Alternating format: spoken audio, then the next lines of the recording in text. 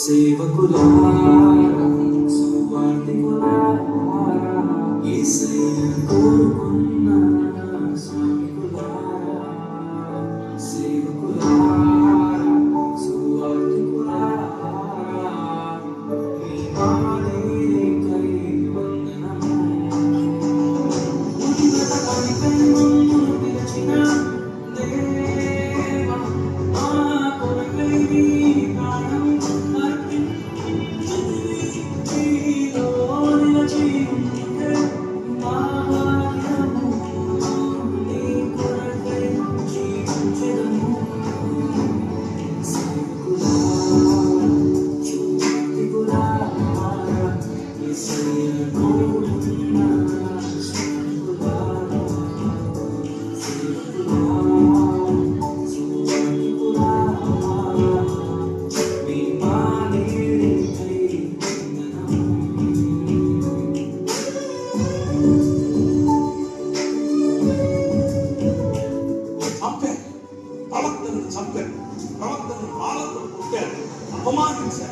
చంపారు.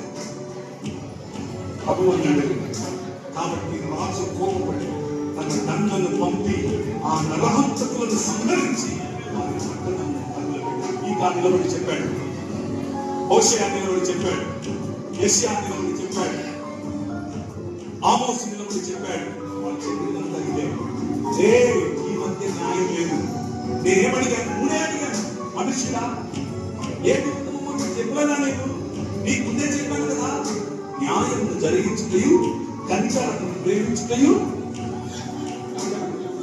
ఈయన మనసు కలిగి యెహోవా ఇంకే కదా నువ్వు మనిషి కాపాడుకుంటే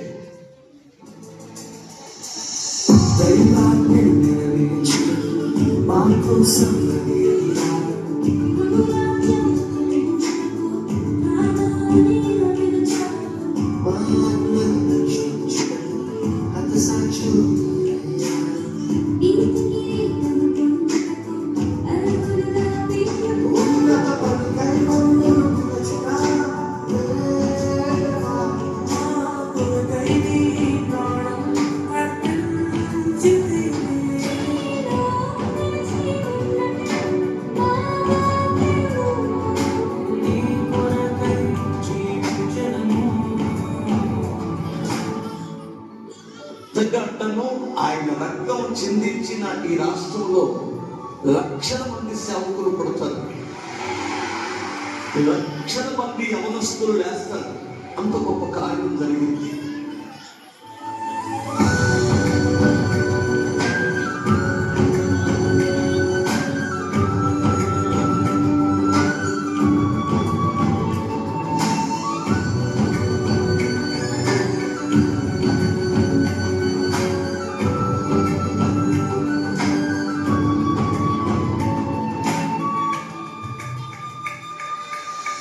సంగమును కాపాడుదలో కాపరులుగా మీరున్నారు, సువార్తకు పోరాడుదలో సిద్ధపడిన సైన్యం మీరు.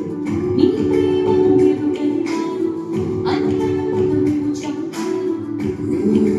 త్యాగం మేము ఎన్నటికీ మరచిపోము.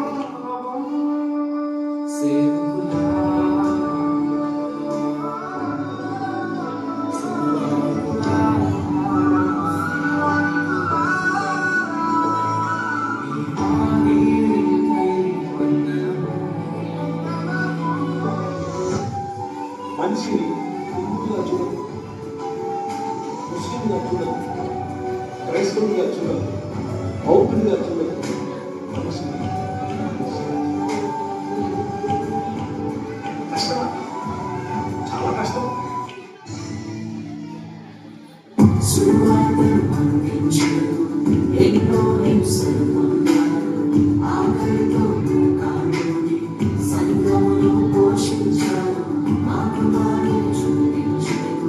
క్రీస్తును పొడి జీవించారు, మీ జతపై మారలేదు, మీ జాడవలు జతపై మమ్మును పిలిచిన దేవా, మా కొరకై నీ ప్రాణం అర్పించి నీలో నిలిచి ఉండుటే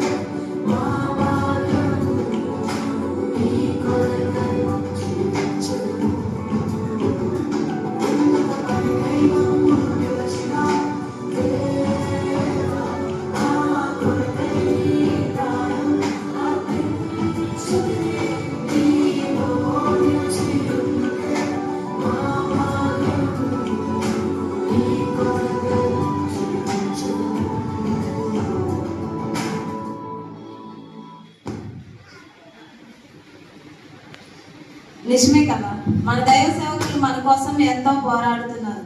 మనకు కష్టం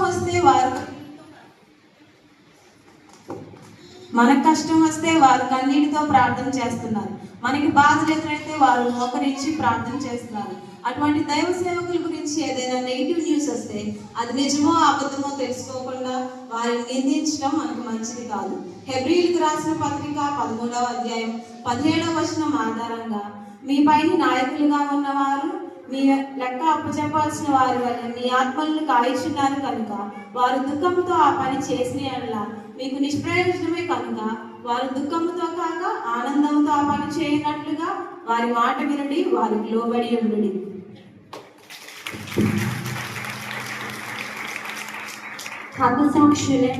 హతసాక్షులై దేవుని బిడ్డలకు మరియు దేవుని బిడ్డలకు దైవ సేవలకు ఈ సాంగ్ అంకితం. Thank you.